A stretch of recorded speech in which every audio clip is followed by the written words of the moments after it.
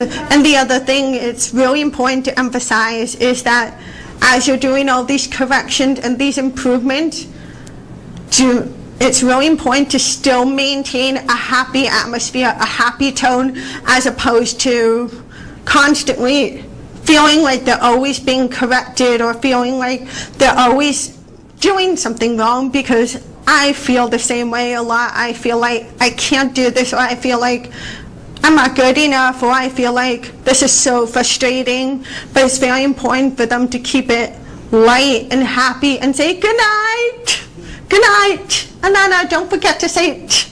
And they did it in a very nice, happy way. So I just said good night, and then that was the end. But just that reminder helped me a lot, as opposed to, you need to put the T's at the end of your good night. You need to put the T, like, it doesn't help when a parent talks to them in a very condescending or very scolding way. It's more of a supportive kind of way that's really important to do so.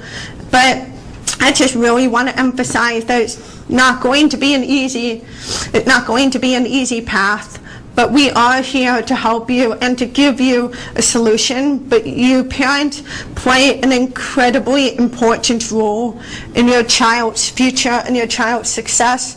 And I have no doubt that if you've found CHF and you're already making the efforts to make your child's life better, I have no doubt you can do an excellent job at just realizing that it's not going to be an easy path, as it's still not easy for me today. Even though I am very successful, I consider myself very successful, it's still not easy for me, and it's not going to be, but it works and it's successful. And I just really appreciate my parents instilling this independent and this confidence and this determination to go on. And that leads to another technique that I think is really important, is that my parents installed 3 qualities in me for which I am extremely grateful for, which makes me enjoy my life despite my disability. And the first thing is confidence. My parents gave me confidence as a deaf person, and my father would often use the example of, I need to wear glasses, so many of your classmates are wearing glasses, you need to wear something to help you hear. That's no different in appearance or who you are. Some people don't have good eyesight, so they need something to help them see. You don't have good hearing, so you need something to help you hear. You have absolutely nothing to be ashamed of in terms of being deaf. I was born this way. I didn't do anything bad against myself to make myself deaf. I was born this way, just like I was born with brown hair and this skin color. I was born with deafness, and I'm not ashamed of it at all, because it's part of who I am, and I like it about myself. So that's the first quality that my parents installed, was confidence. The second quality is determination. And I think this should be for everyone, not just deaf people, is life is going to throw a lot of challenges at you, but you really do need determination to know what you want, to fight for who you are, fight for what you deserve, and to go for it in life. And my parents always, anytime I was feeling discouraged, anytime I was feeling frustrated, anytime I was like, I can't hear when I'm out with my friends, or I can't understand what the teacher is saying, my parents always gave, without giving me the answer, they always gave me determination to seek a solution, to improve the situation, and that was extremely helpful for me.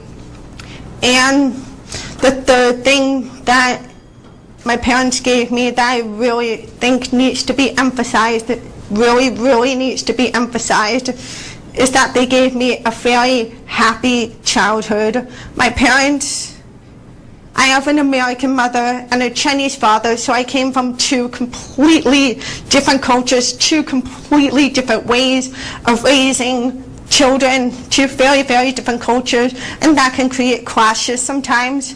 But I think my father noticed the impact my mother had on me in terms of how she was always very calm, how she was always very relaxed, which is not to be confused with, this doesn't mean she was lazy or unorganized, it just meant she didn't let things stress her out. And she was very relaxed. She always talked to me in a happy manner. She smiled at me, she gave me hugs, she loved me very deeply.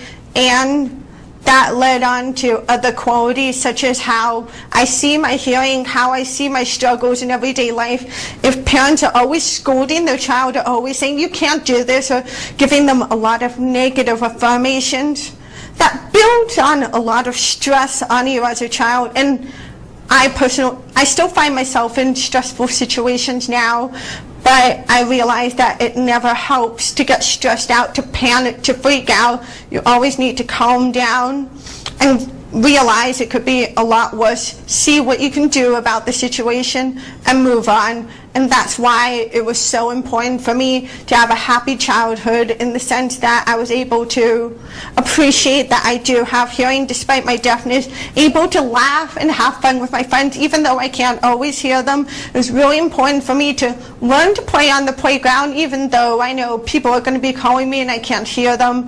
But I'm not going to stress myself out over the fact that I have a disability. I'm going to love life a lot and live it, because we all have one life to live.